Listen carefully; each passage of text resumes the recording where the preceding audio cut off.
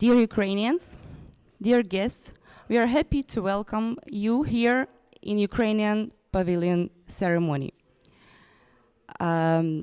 For the welcoming words, I would like to start from the welcoming words of the Minister of Environmental Protection and Natural Resources of Ukraine, Mr. Ruslan Strelets. Шановні пані та панове, для мене честь сьогодні на наймасштабнішій кліматичній події року COP28 відкрити другий в історії України павільйон. Торік він став найпопулярнішим місцем на саміті.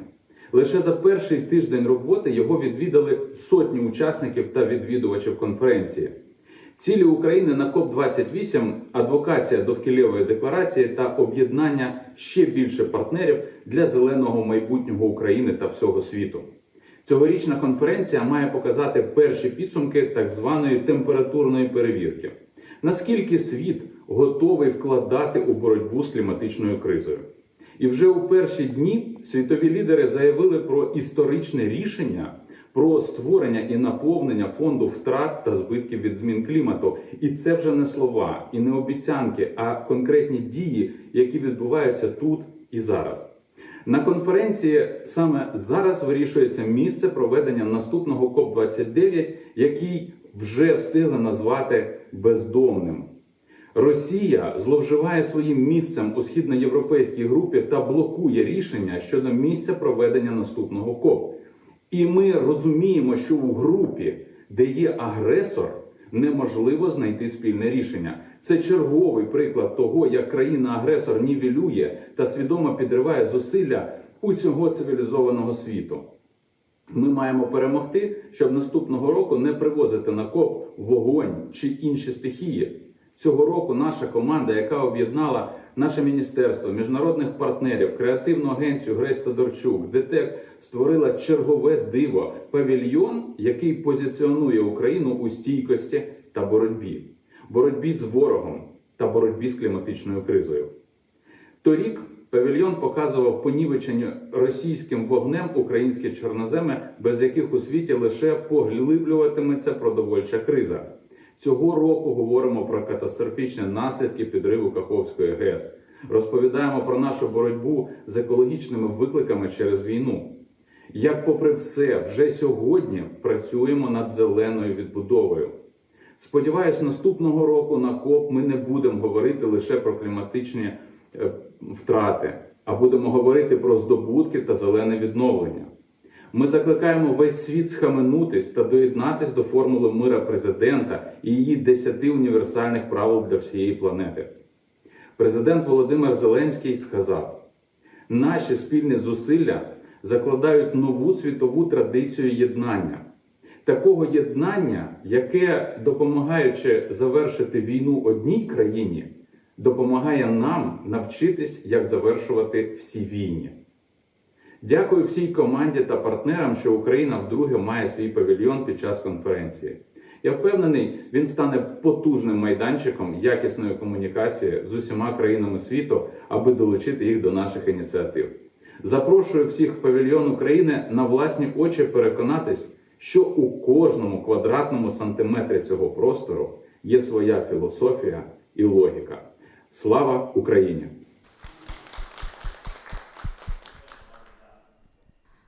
Today is 647th day of the war in Ukraine. War which is unfair and brutal. War which brings destroyment of the cities, killing of lives, destroying environment in our territory. Today, Ukrainian Pavilion presents the main of the reality of Ukraine, which Ukrainians living in. Today, we're showing you the big tragedy, the big disaster, one of the most biggest disasters in the decades in the territory of Europe. It's blowing up of the Kakhovska Dam, which caused more than 116,000 of the people who find themselves in the flooding zone. Today, you see the exposition taken from Kakhovka, from the flooding zone. It's somebody's stories, and these stories are calculated as thousands. We brought here to you, so far away, a piece of Ukraine, a piece of that reality.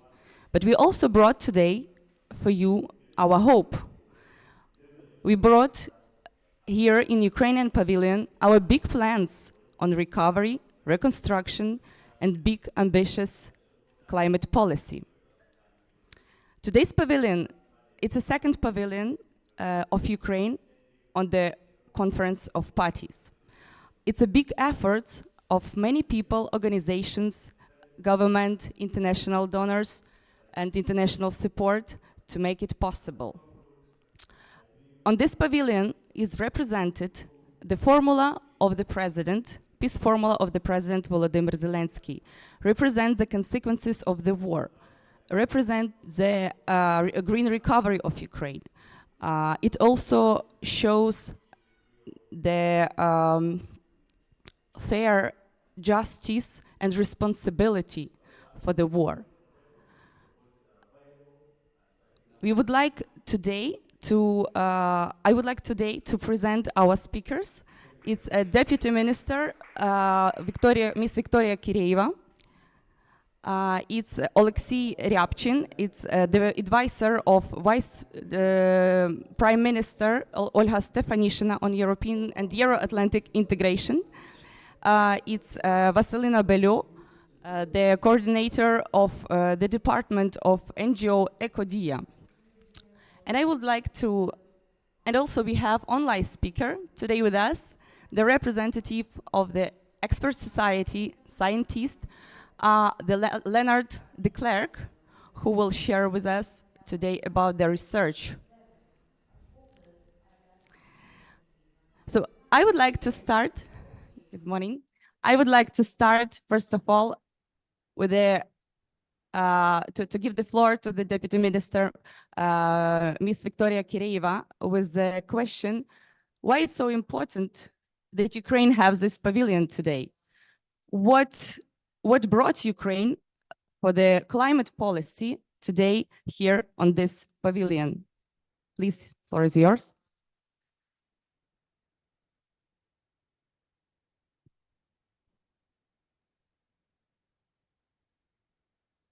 Всім доброго дня, я дуже рада вас бачити. Буду сьогодні на українській мові, мені Рима буде допомагати перекладати.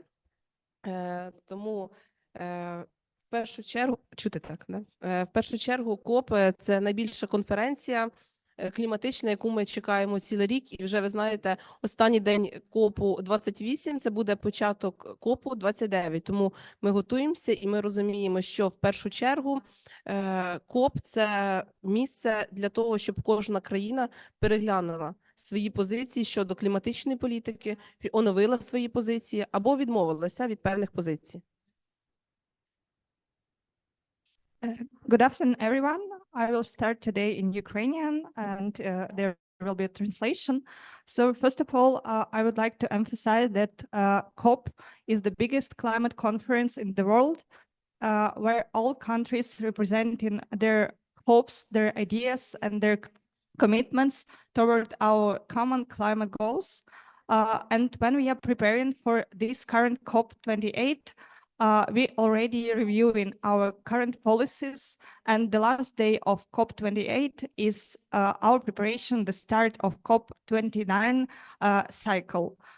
So every country comes here to review and present their own commitment for the way forward. І для України, в першу чергу, КОП важливий тим, що ми можемо знову привернути увагу до трагедії, яка відбувається на нашій території.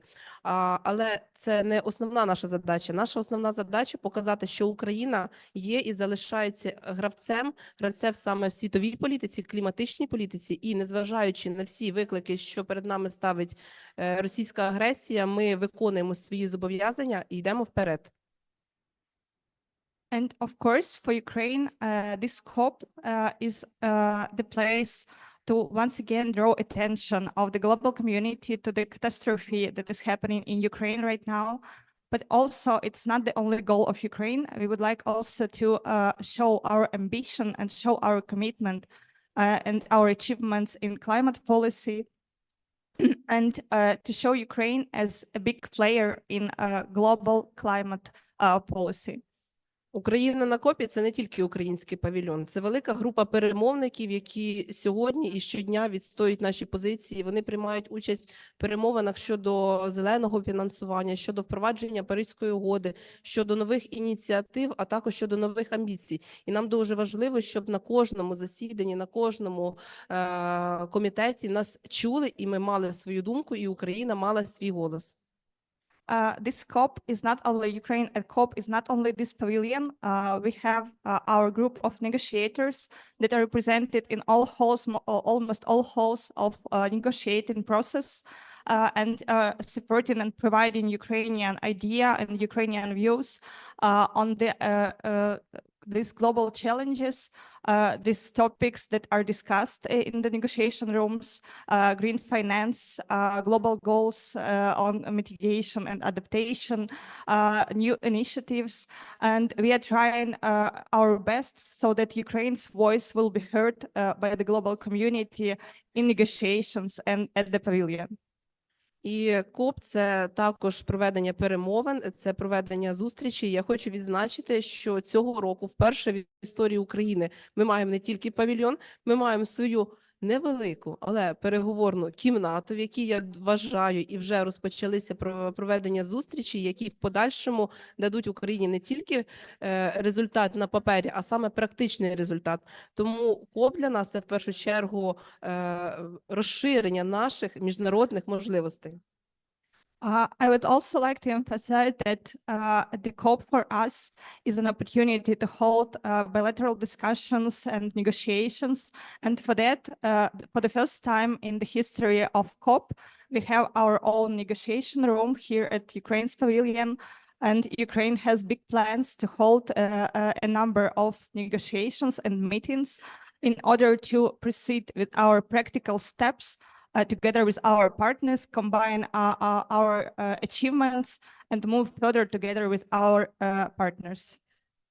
Але саме основна наша мета – це ми повинні саме на конференції КОП говорити про те, що а хто буде платити за викиди парникових газів, які відбуваються на території нашої країни, а хто за них буде відповідати, а як буде відповідати саме країна-агресор, тому що викиди є, вони юридично не фіксується, і тому наша з вами головна мета, спільна мета на кожному рівні говорити про це, розказувати світу і в майбутньому впроваджувати нові механізми, які дозволять нам не тільки на папері сказати, що агресор винний, а також фактично, а можливо в подальшому і фінансово з нього стягнути зобов'язання.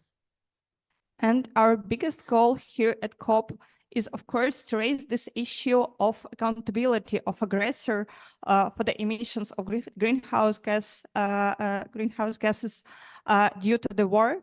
And we need to raise this issue at every opportunity we have, so that global community should start discussing who should be held accountable for those emissions that arise due to the war in Ukraine.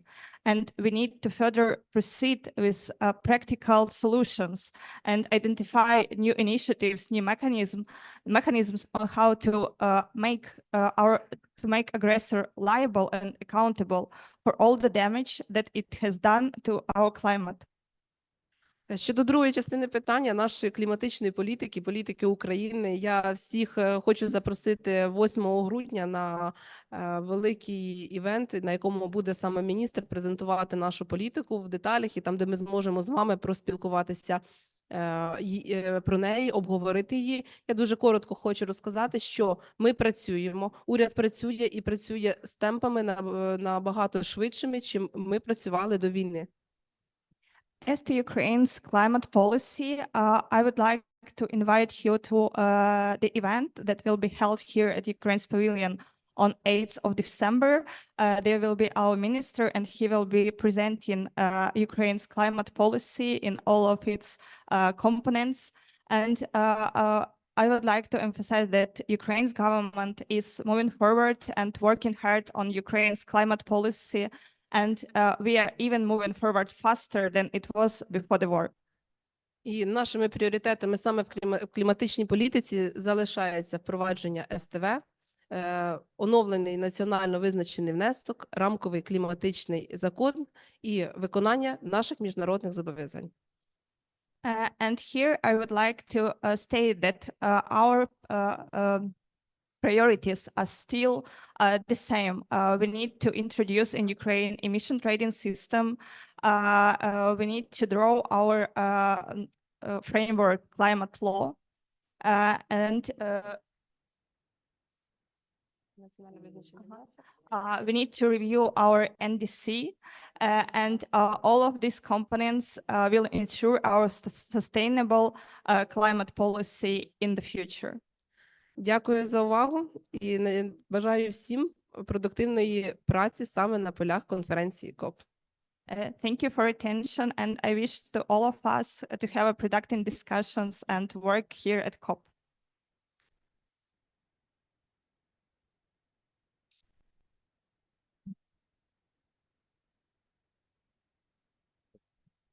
This year, we start our conversation about COP in March, and preparation was fully on already in May this year.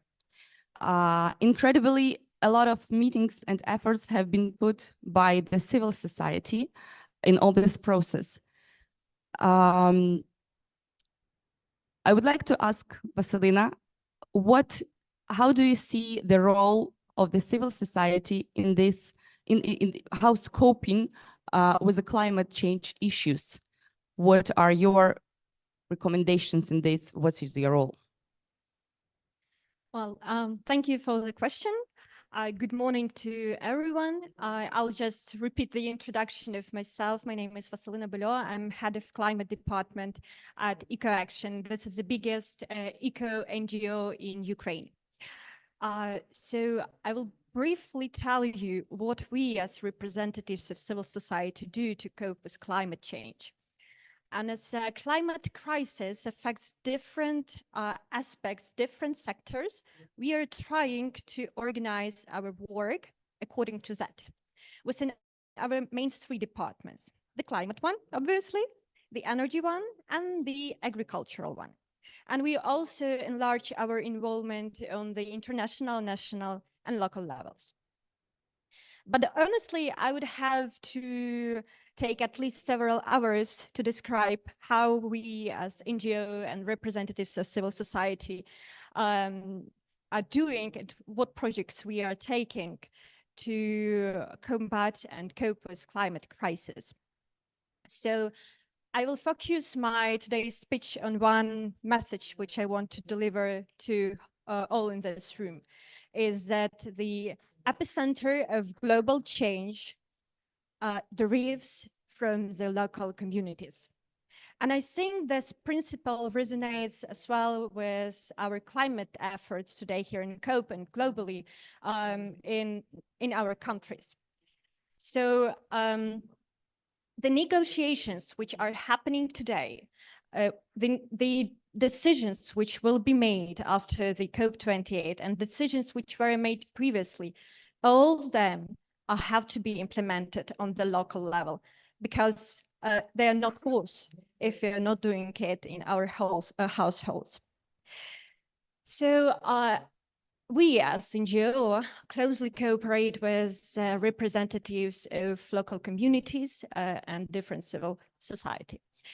And we help them implement the projects, different projects, which can arrive from climate adaptation to energy efficiency, to transition of coal regions, just transition of coal regions, to sustainable agricultural practices, and of course, green reconstruction.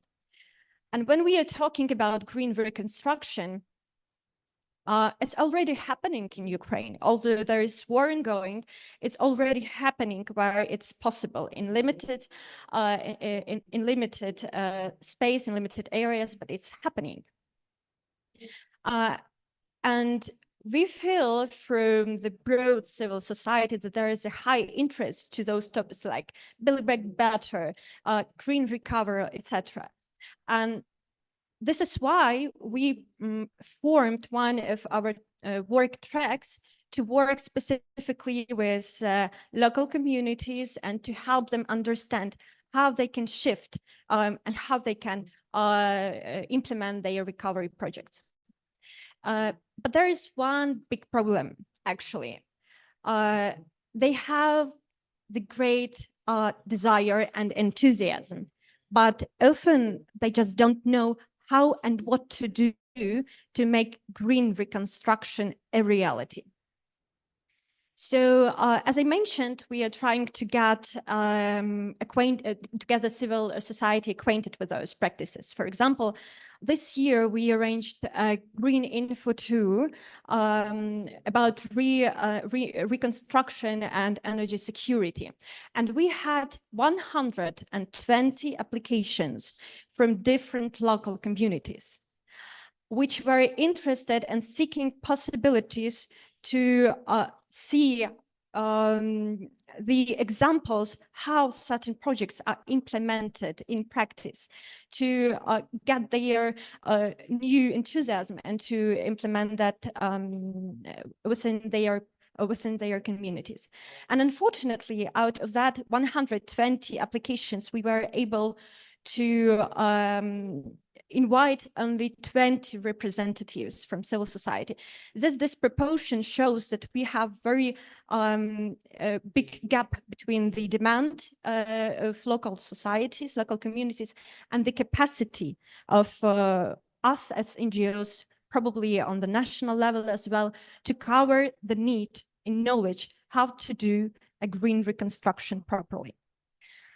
The other moment I would like to pay your attention to is that when we're talking about reconstruction and greenhouse gases emissions originating from the full-scale war, the projections show that the majority of those emissions would occur on the stage of reconstruction. And I don't want to delve into details right now because we have the leading author, Leonard de Klerk, who was preparing the report on the greenhouse gases emissions from the full-scale war, and he will deliberate on that a little bit in detail, as I suppose, on the separate events. So I don't want to take a lot of time. I would probably wrap up my message and just reiterate that in order to shift the global perspective, in order to make massive change, we need to address and work with local communities. And that is the message probably to the representatives and ministry that our national climate policy should, I would say even must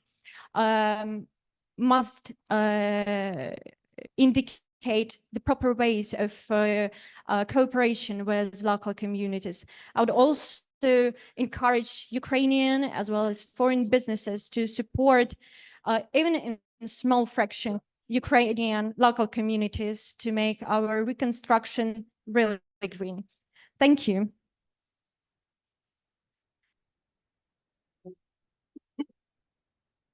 Thank you, Ms. Vasilina.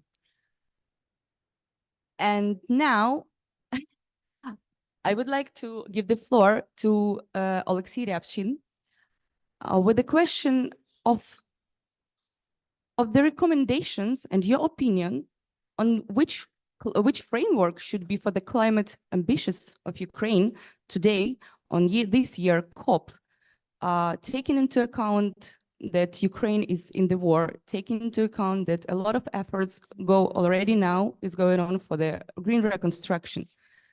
You have 8 years of experience of professional negotiator. What is the framework for the climate ambitions of Ukraine? Yes, thank you very much. I will stand. It will be much easier for me. Wow, it's my 8th year. Yeah, indeed. First of all, I'd like to thank all the soldiers of our men and women who are fighting in the trenches now for us to be able to be here and to represent Ukraine, and also, to do our job, because I bet that a lot of those Ukrainians who are here when the war have started, we were questioning ourselves whether the job of our life, the green development, the climate change, combating climate change, and the environmental protection are this so actual, like within the war.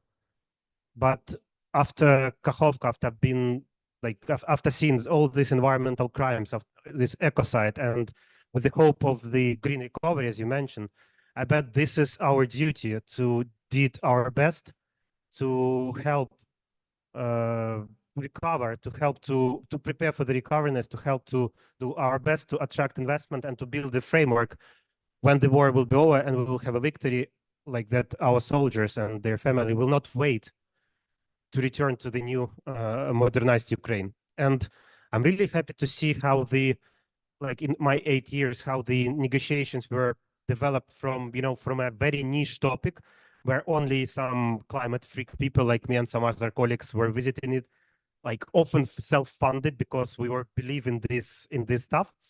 And now this is kind of a must-have for civil society, for the government representative, and also for business. Because like, unfortunately, we don't have a representative from the tech today, but like when I spoke with Maxim Timchenko and with the tech company who sponsored also this pavilion for the second time, and I asked them like why they are like supporting the climate change, why they're investing in renewables, because they were like mostly the fossil fuel business, and they said, climate change is like a tsunami, and you can fight with this with an umbrella, but like you will be just destroyed. Or you can take a surf and lead, through the waves and like to be a lead of the drivers. And this is what I see how Ukrainian business is investing in renewable, interested in hydrogen, even during the war. Like we have our first wind project and first biomethane project invested without any security guarantees, just like with the Ukrainian businesses who believe in its country and who believes that it should be led by example. So I really believe in this. And also I'm happy to see for the second time, the pavilion. I remember in Glasgow with the Vice Prime Minister Stefanishina, we were walking through all of this beautiful pavilion and were dreaming like, let's have this pavilion, and sent to Minister Strelets, who was the second time, and for his team who organized this beautiful pavilion. And as Minister said, like, unfortunately, the next COP is homeless. And I don't know whether I disclose a secret. We were planning to host next COP in Kyiv.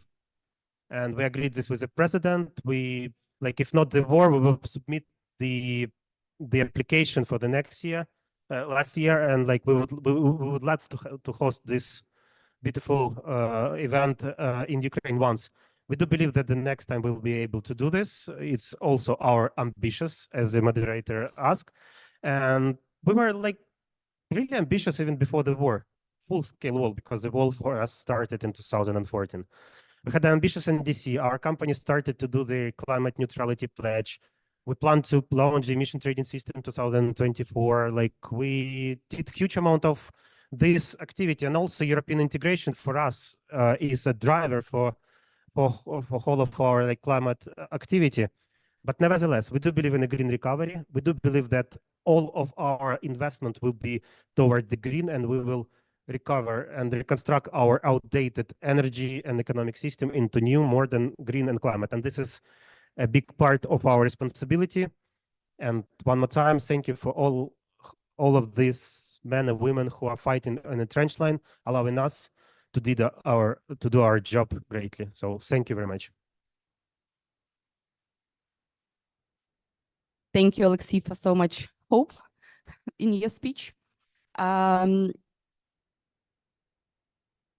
the environmental Kakhovka disaster, Ukraine initiated the procedure of recognition of the ecocide as an international crime. Ukraine also worked a lot on the methodologies for calculation of the damages of the war on environment and also on climate. It's all would be not possible without researchers, without scientists, without people who are expert in their sphere and preparing this all calculation work and do their common efforts. I would like now to give the floor to Mr. Leonard de Klerk, who was working on the report on the influence of the war and calculation on the climate. Please, Leonard, the floor is yours if you hear us. Yes, yes, I hear you. Okay, yes, Vitaly was. Thank you for hosting me. Yeah, indeed, when we started with calculating the emissions, I remember I was a bit hesitant on asking people in Ukraine on providing data, because I thought, well, there is a war going on, people are struggling to survive. So, why would they spend time on providing data for calculating so abstract of emissions and calculating the impact on climate change? But when I contacted my Ukrainian contacts, they were very clear. Yes, of course, we're going to work on this, and tell me what information you need, and we'll provide it. So, and it was particularly from the sides of the NGOs like EcoAction, but also the Kiev School of Economics that were very helpful in providing the data. So that's for me a sign that the Ukrainians are really committed to fighting climate change and to mitigate carbon emissions. Now we've tomorrow at the official side event at 6:30 p.m. we will presenting the total emissions of 18 months of war. And the total emissions that can be attributed to this war is 150 million tons of CO2, which is more than a country like Belgium emits annually. And you should understand these are additional emissions, so they come on top of normal emissions. And these emissions are related to, first of all, to warfare. So the military that is using an awful lot of fossil fuel for the tanks and the fighter jets. It are wildfires because of the shelling that set off fires in forest. But as was already mentioned, the biggest source of emissions is in the future, and that's in the reconstruction of all those residential apartments, hospitals, kindergartens that have been either damaged or destroyed. And in our report that we will be publishing tomorrow, we also are looking at ways of how we can avoid or minimize these reconstruction emissions. But unfortunately, the war is still ongoing. We're now in the 21st month of this war, so the emissions will continue to increase. And as the deputy minister already mentioned, Russia should be held accountable for these emissions. We in our third report, we already developed a methodology how we can put a number on these emissions in terms of how much we think the Russian Federation should compensate for these emissions that they have caused. And it's not so much that I think Ukraine should be interested in having the money as such, but the fact that Ukraine can use this money for this green recovery, for which so many plans are being made and developed at the moment. But also the money can be used, for example, to replant the forests that have been destroyed in the war, and by this way, some of these emissions that went into the atmosphere can be taken back and can be sequestered in Ukrainian forests. So I would like to conclude with that. So once more, so tomorrow at 6:30, the official side event where we publish our third report. And also would like to put the attention to coming Wednesday at 10 o'clock in Ukrainian Pavilion, where I will be talking also more about how we can minimize the emissions of the Ukrainian reconstruction. Thank you. Дякую. Thank you, Mr. Lennon, for your efforts and for your speech. It's a great example of this pavilion. It's a great example of the common efforts and cooperation between a huge amount of people and organization.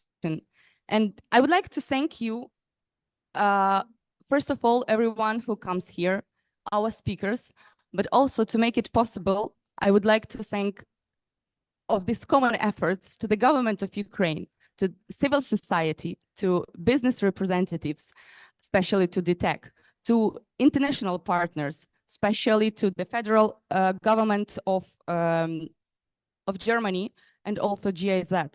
I would like to thank UNDP in Ukraine, UN Global Compact Ukraine, EBRD and RST team, Grace Tudorchuk Agency and Architecture Office Forum. I would like to invite everyone to agenda of Ukrainian Pavilion, where we have near 35 events and interesting discussions on the topics which were highlighted a little bit today on this opening ceremony. With agenda, our agenda is on the door. You can find it there for the details, and also on the left side near VR, you can scan the QR code to have an access of all the updates, video, and details of Ukrainian Pavilion work, and follow from the website. But before the closing of this ceremony, I would like to give the floor to Alexei and invite everyone to excited journey through the story of this year pavilion. Enjoy the story and enjoy the events in Ukrainian Pavilion. You are very welcome, very warmly welcome here every time during work on COP28. I wish you a nice day.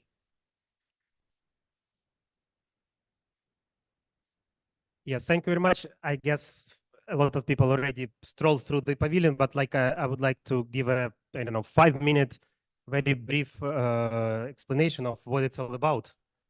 So I would say that this pavilion is very uncomfortable from the very beginning.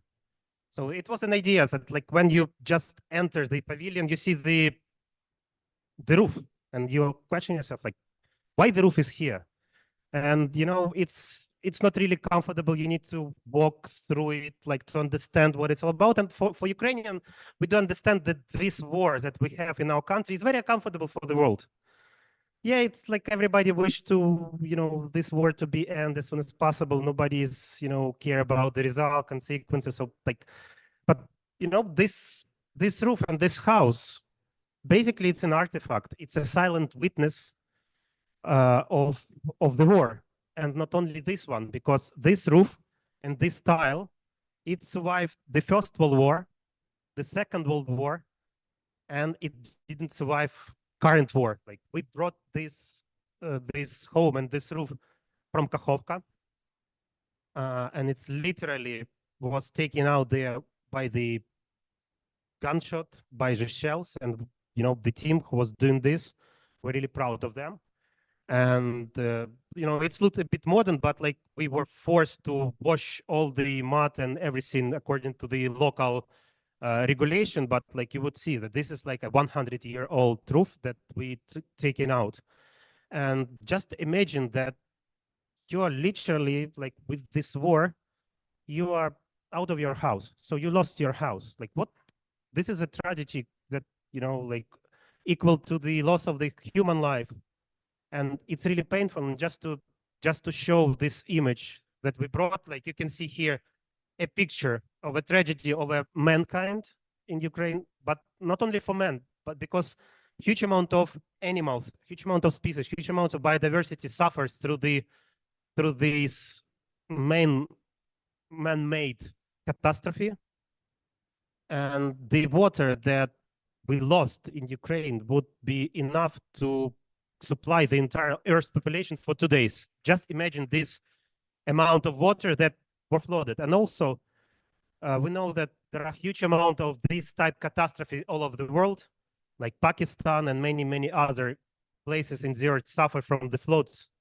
And there is a special vehicle even discovered from the for the COP, like loss and damage fund that, yesterday United States pledged 3 billion and many other countries pledged. And this catastrophe and with this pavilion is just show us that we are on the same, we share the same pain as a lot of nations from the global south. And if you just walk through like a bit further, like I would kindly recommend you with this VR, just to feel the tragedy of the Ukrainian people.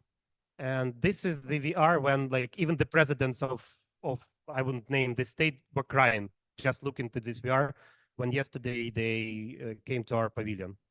So it's very powerful. It's very powerful signal just to understand what millions and millions of Ukrainians are seeing. And I'm really proud and really, like inspired by these artifacts or masterpiece. I wouldn't say differently, because this masterpiece that was created by the artifacts from all over Ukraine. So we have wood from Sumy, we have corn also from the border region, and you see this is a corn like we brought, and this is its original size that was been on the shell. This is a piece of land, Ukrainian Chernozem, after the phosphorus bombarding, and this land would never be so powerful and so fertile as it used to be. You see this amount of land, or this grain that has been destroyed. This is the grain after the shells have been heated to the grain storage. It would be enough to feed huge amount of people over this planet, and the hunger and this is one of the consequences of climate change. And Ukraine is a breadbasket of all the world, is trying to send a signal that climate change kills, but Russia also kills not only people in Ukraine, but all over the world, because of the blockade over the Black Sea that we were trying to escape and to build the corridor through the Black Sea. We are trying to save huge amount of lives, but Russia is neglecting this. We have the mortar shells and the mortar tails. So basically, this is the original artifacts and the burned wood. A lot of the fights in Ukraine are now taking over the woods and small woods. So basically, our soldiers are either protected by the woods and being destroyed and being targeted by Russia. And this is affect a lot of biodiversity, and the wood and the forest, which are the lungs of the planet, which absorbs huge amount of CO2, is now suffered. And what Victoria, our minister, said, who will pay and who will be responsible, who will be accountable for this CO2 emission that is being now formed in Ukraine? And this is also a very uncomfortable question here in this COP. Who owns this emission? Who owns the emission from the Nord Stream 2 destruction? Who owns the emission from war in Ukraine, which are equal to annually emission of Belgium? And the answering, like, we are trying to end our story in the pavilion this side with some positive consequences and positive proposition. We have a peace plan of our president, Volodymyr Zelensky, which consists of 10 points, and have point 9, which is about the environmental protection. And number first, also for me, it's very important because it's about the nuclear disaster and protecting the world from nuclear blackmail, which Russia is also doing. And this quote, helping country end the war, teach us how to end all wars. This is basically our initiative, how to hold aggressor accountable, because we would like not to speak only about Ukraine's war. Because if, and we believe not if, but when the aggressor states all over the world will know that they will pay they will pay not only for the destruction of the territory, not for the harm that they did for the people, but for the nature destruction and for the CO2, it will give another burden for the aggressor, and this like might stop more wars that unfortunately might be further. And the positive step is this beautiful wind turbines that we already spoke about. Ukrainian company DTEK was first, last year in our pavilion at COP, where it was. Yeah, this one was very beautiful pavilion. They presented this project and they implemented it. It was the first wind project that was built during the war. As I mentioned already, we had the first biomethane project. We had other projects from the Ukrainian companies. We received huge amount of promises for the security guarantees, for the investment guarantees from all over the world. But first to come and who trust to its own country, it's our Ukrainian companies. So thanking them. And we believe in our green reconstruction, green recovery, and that we were able to use these challenges as opportunities to build another country for us, for our children, and for other great children. So thank you very much for being with us in this pavilion, for this opening, and enjoy our pavilion, enjoy this experience, and please attract more people to our pavilion who would like to tell this story to the whole world. Thank you very much.